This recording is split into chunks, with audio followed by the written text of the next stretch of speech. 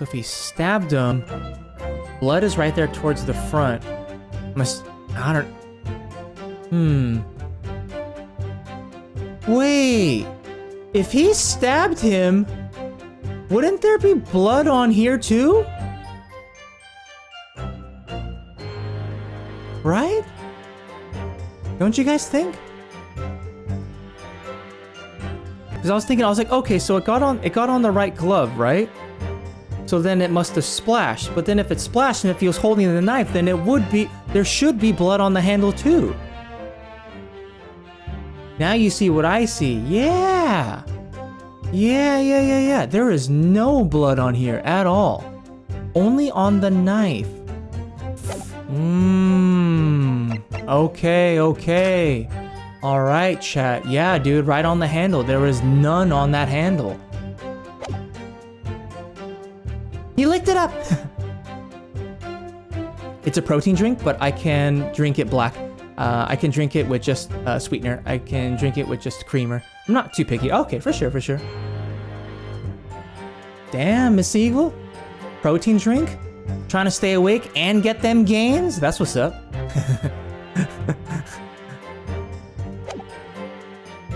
How Beppo saw the stabbed man. There was no big window from his position. No, yeah, no, exactly.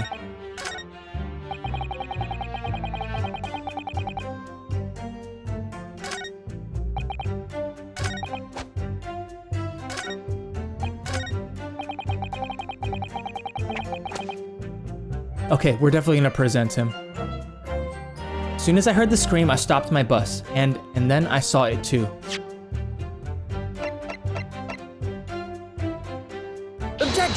Objection! Let's just consider the implications of that statement for a moment, shall we?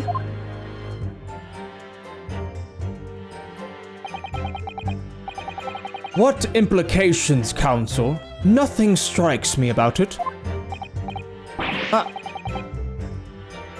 What do you mean? There's nothing striking about it.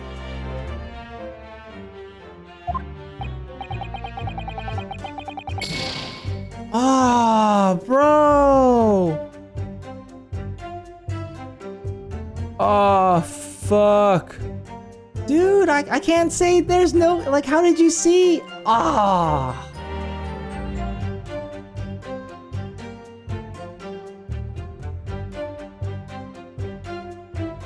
Damn, no, fuck. We messed up one of our chances already. The gloves could have just absorbed it. Oh, yo, Alaskan Bulldog. I'm so sorry. I didn't say what up. I thought you were someone else. It's same name color. But what up, dude? Welcome back to the stream, man. The gloves could have just absorbed it? Maybe. But if you look at the bus, the driver don't have a window to look in. Yeah, right, so it's like... how did that not work? What does strike me is your propensity for the inane, however. I need to clear my head and come at this again from a different angle. It's also a game. I don't know if it has that much realism involved. Lol, not gains, more like make sure I don't become nutrition deficient. Oh, okay. So I made the joke, he looked through the wood. That was statement 1, I think also. Try this one. The leather glove would absorb the blood.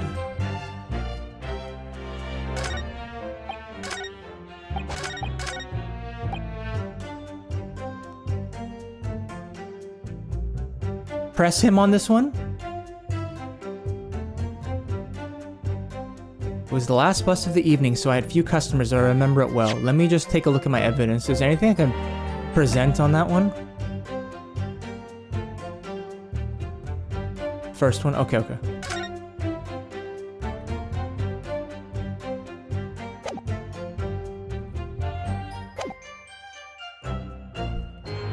Hold it! Yes, I think it was some time after 10, wasn't it? Oh, yeah, yes, sir. That's right, sir. Yes, ever so cold it was. Sir, freezing, in fact.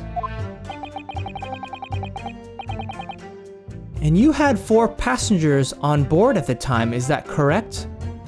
Ad block coming in about 2 minutes and 30 seconds, FYI.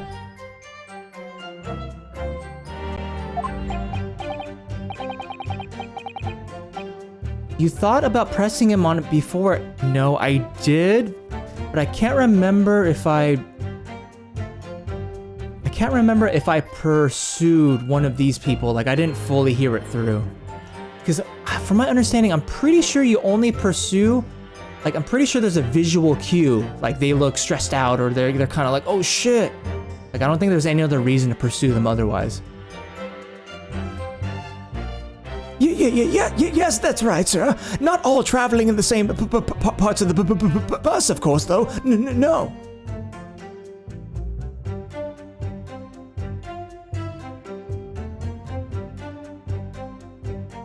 Why is he so cold in court with all the lanterns going, plus those 2 scales of justice on fire? I know, right? His breath is all cold and shit, too.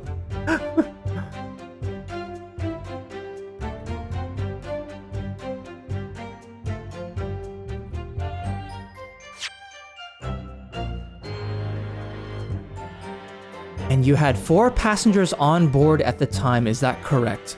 So Mr. Mason, Mr. McGilded.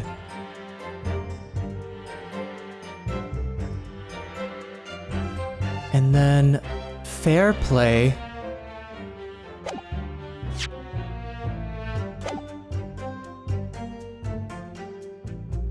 And Hurst. What up, bitches? Oh shit!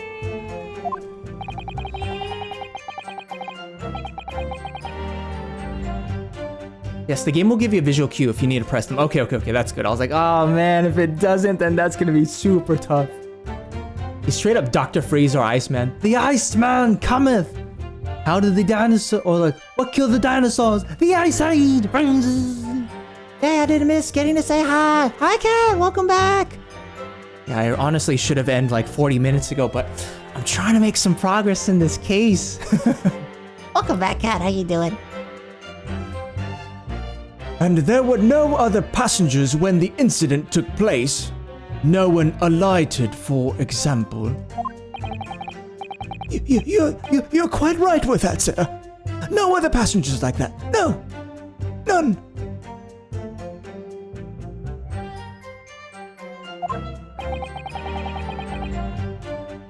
So nobody fled the scene of the crime then? I have to say, the boss insists on it running, he does. Every evening. That last bus of the day.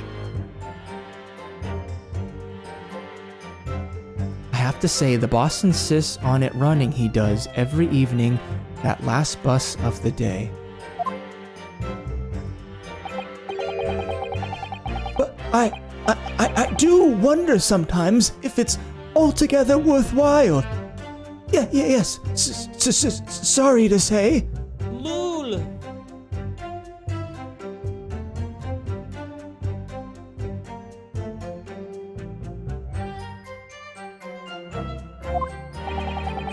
What do you mean by that? Well, what with it being so cold and everything, and only making 20 pence on the run, you see.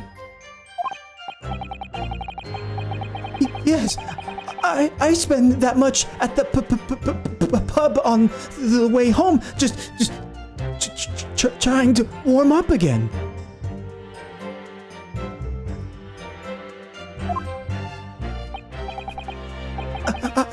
I just can't believe it, sir. Can't believe it. Murder on my own bus.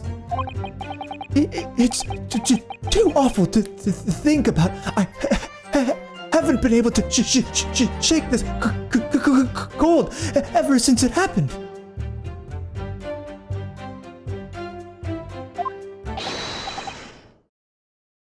My lord, I wish to speak. Yes, juror number 5.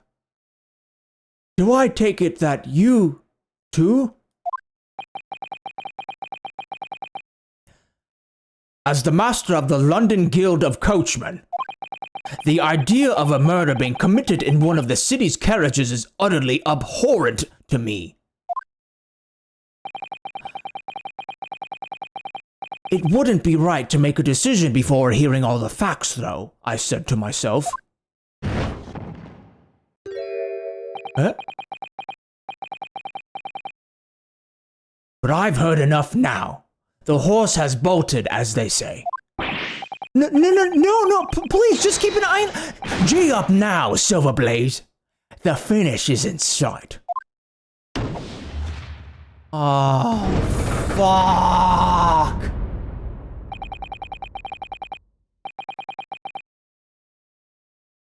Oh, no.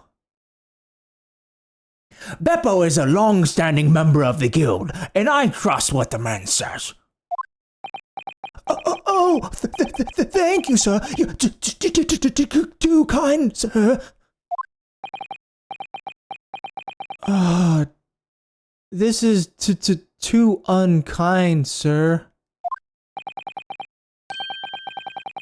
Which now means that 5 jurors agree to condemn this man. Lul.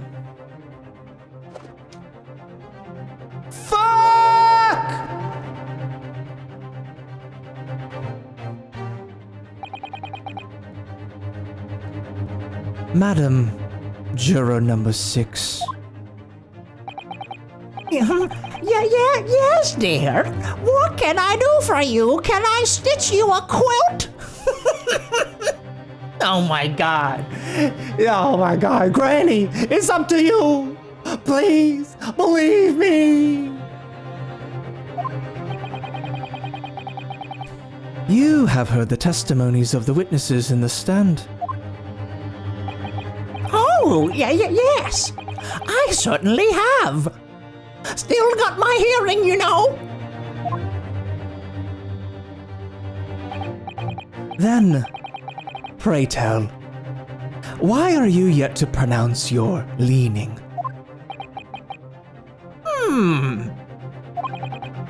Well, dear, the thing is, I'm a creature of habit, me. I always go to the park at around this time of day and sit on a nice bench and get on with my knitting.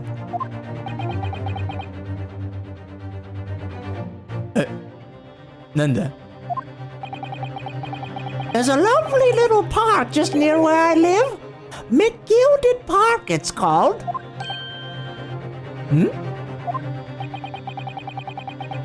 The gentleman donated it to the city, you know. To put a smile on Londoner's face, he said. I can't imagine such a fine young gentleman would have it in him to take another man's life. He's always doing wonderful things for the city. He is always doing wonderful things for the city. That's right, a man like that wouldn't stab someone, surely. Mother, may we go to the Big Gilded Public Library later and borrow some more books? How many Londoners live with their heads in the clouds? Do you people not know? What kind of a man Magnus McGilded really is? What kind of a man is he? The philanthropist Magnus McGilded has enough wealth to purchase the entire city he claims to value so highly. But where did all that wealth come from? Your client is a Shylock, sir, and one with the very darkest of souls. What? Stone the crows! McGilded lends money at extortionate rates of interest so his victims have no hope of repaying him. When they default, he takes possession of everything they own. He is a vulture that preys on the weak. I've never heard any mention of that before. Your faculties haven't deserted you, I'm sure, madam. So has this thought not crossed your mind? Would a man wealthy enough to buy London in its entirety not have a carriage of his own?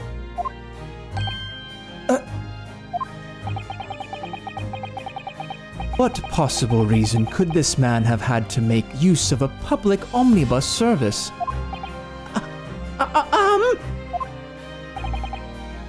You're not saying that... The victim, a poor brickmaker, had next to nothing to his name, save considerable financial liability. It will come as no surprise that his creditor was the accused, Magnus McGilded. More shall enter the fray. Mag, thanks for the host! But let it also be known that the very day Mr. Mason was killed was the final repayment date for his debts. Oh, good gracious! The brickmaker was destitute. He had lost his house. He had not a shilling with which to repay his debts. And in the end, this pitiful soul had the very last thing he owned taken from him: his life. By the merciless philanthropist pretender, Magnus McGilded. I don't believe it. Hold it!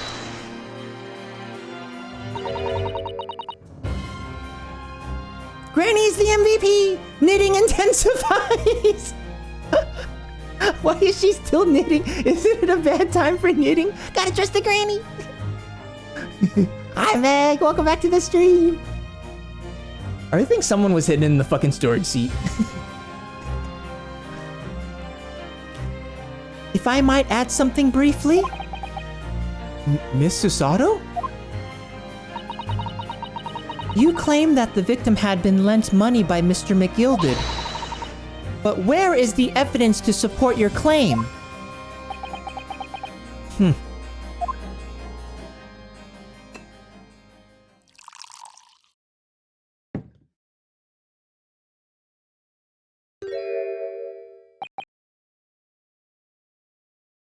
Pray, forgive the discourtesy of filling my hollow chalice in a court of law. Aha! There it is! Lord Van Zeek's hollow chalice!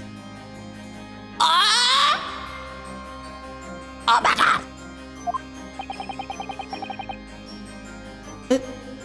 How can this be considered acceptable?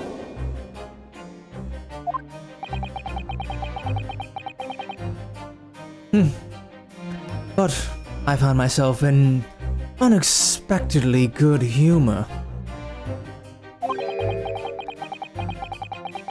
I had heard ladies from the Far East could show great courage. But I didn't expect to experience it myself.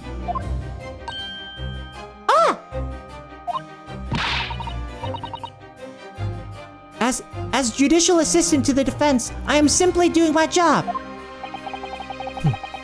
What a pity that your display of courage is in vain. This is the debtor's ledger, which details all the monies loaned by the accused. You will find the victim's name clearly recorded inside. Oh. Allow me to present this ledger as evidence.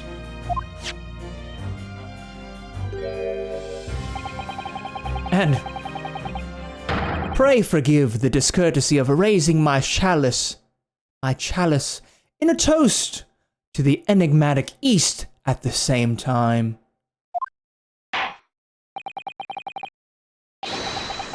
A marvelous toast, Counsel. I will gladly accept this new evidence. The debtor's ledger has been entered into the court record, a catalog of people who had borrowed money from the defendant at a high rate of interest. It includes the victim, who owed 20 guineas. Ah, yes. 20 guineas. The victim owed a considerable sum. And the accused made quite certain he had ample recompense.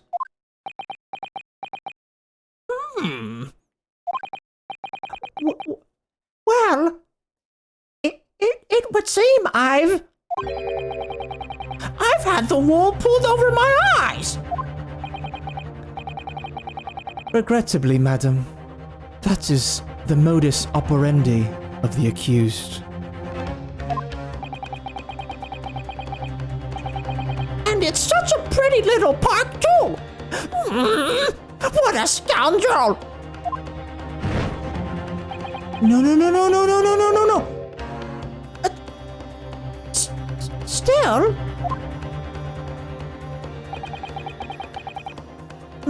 Maybe it's all for the best. No, wait a minute. Let's think about... I don't stand for nonsense.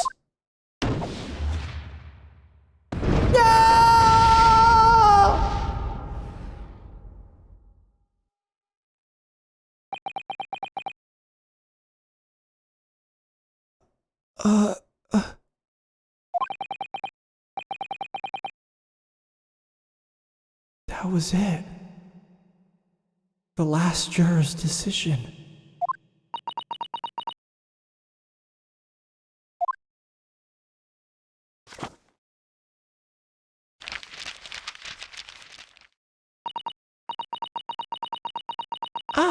According to this Encyclopedia of British Law, when all members of the jury have concluded that the defendant is guilty, court proceedings are suspended, and the presiding judge will deliver the final verdict and sentence.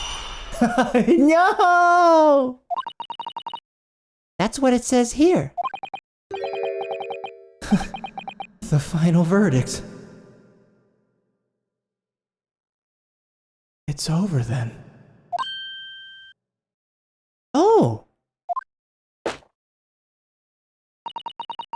There's a footnote, though. Oh? A footnote? However, the defense... All 6 members of the jury are now in agreement in this case.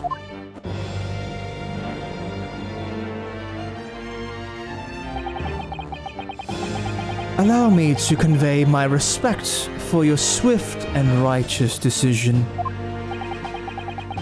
According to the laws of this country, I will now conclude the trial by delivering my final verdict. I trust there are no objections. Objection! Objection! No!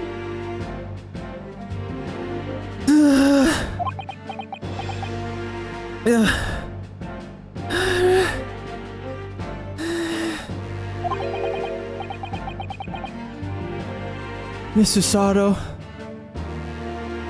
just tell me one thing. Oh! Yes?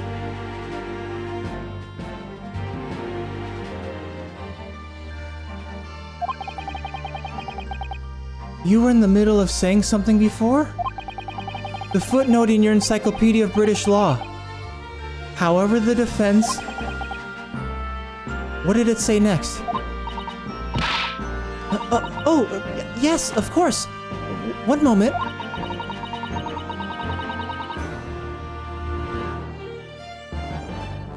When all members of the jury have concluded that the defendant is guilty, court proceedings are suspended and the presiding judge will deliver the final verdict and sentence.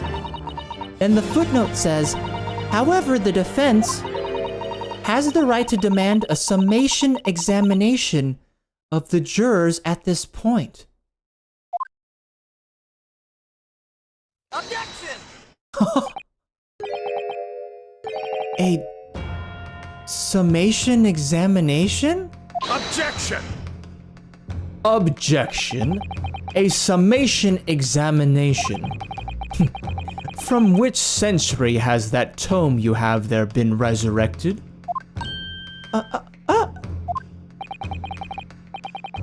Judging from the binding, I would say that book is at least 50 years old. Any modern text on British law wouldn't even give such an antiquated procedure a mention. It's a relic, long forgotten and certainly no longer practiced. So, you're out of luck. Objection! Oh. Objection! No! What even is it, Mr. Sato? This so-called summation examination. Oh, one moment and I'll read about it. You would demand the right to a procedure before you even understand what it entails? Typical Nipponese. Alright, Mr. Naruhodo, I think I understand. It seems that under this procedure, we would be able to appeal to the members of the jury. To do what exactly?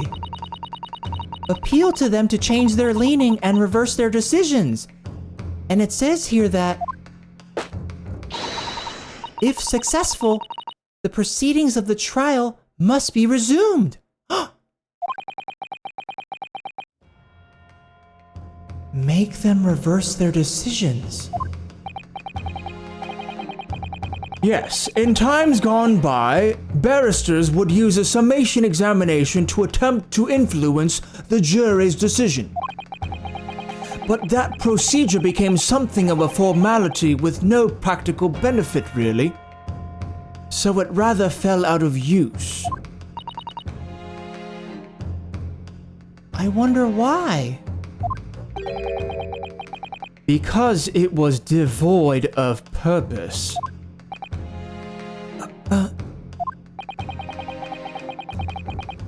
Changing just one member of the jury's mind would be hard enough, let alone several. No self-respecting defense barrister would even assert his right to try in this day and age. Still, I don't see any mention of the procedure actually being formally revoked. What are you suggesting? I'm suggesting that although it may be antiquated and largely forgotten, it isn't yet extinct.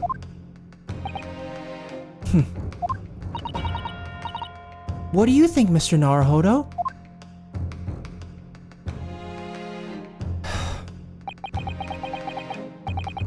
Summation examination.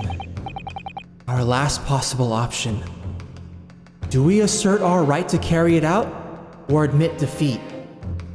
Oh, we asserting, baby. Bro, she just whipped out a book. Yeah, dude. Objection! You can say welcome back. Is Van Zeeks meant to be British? Yeah, everyone, like, we're in a London courthouse. Why kill when that would only cost him everything? He gets nothing out of it, throws motive completely out the window. We're asserting our right.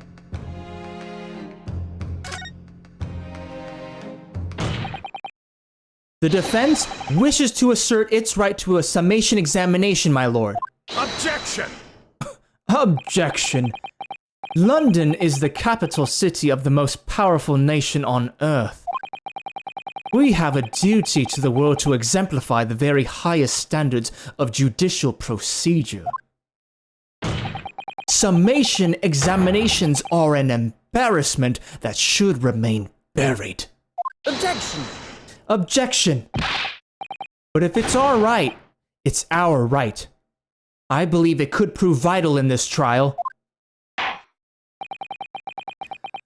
The defense's petition is perfectly valid. The court will proceed with the summation examination. This is madness. Foreman, are you and the remainder of the jury ready?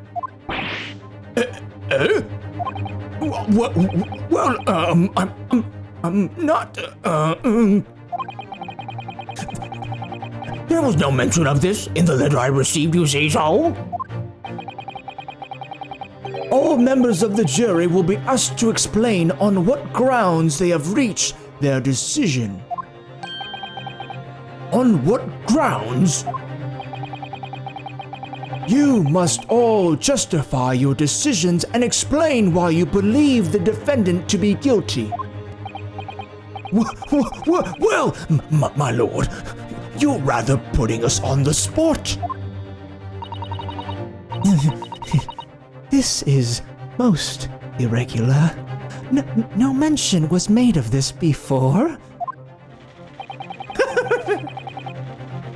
I don't really hold with all this justifying lock. Damn, dude, she types fucking fast, dude. That seems to have thrown the jurors off. It seems none of them have experienced this before. All right then. The summation examination. A defense procedure no practicing lawyer has attempted for years, is it? Well, just maybe. It might be the opportunity we've been looking for to turn this trial around. So be it then. Ladies and gentlemen of the jury, the court hereby calls upon you to state the grounds on which you find the defendant, Magnus McGilded, guilty of this most serious crime.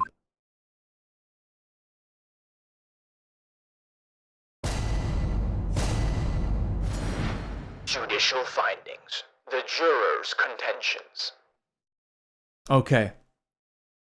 I'm gonna have to call it here, guys. I know, cliffhanger.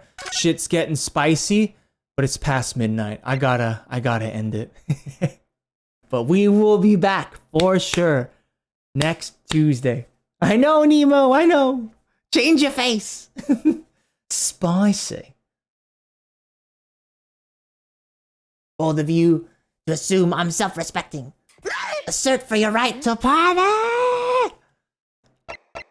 Let me see. Objection! I know, I'm sorry, guys, I'm sorry, but I still have to take a shower.